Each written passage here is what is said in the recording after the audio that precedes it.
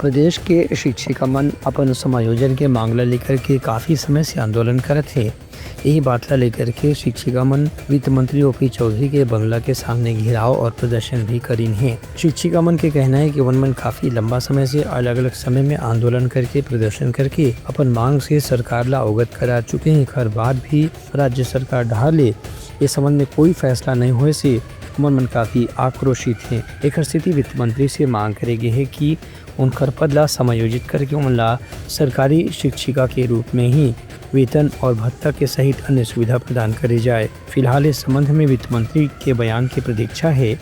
उन्हें राज्य सरकार की कार्रवाई के बारे में भी शिक्षिका मन के कहना है कि जल्द ही प्रतिनिधिमंडल राज्य सरकार से भी मुलाकात करी ताकि आगू के रणनीति पर विचार करे जा सके।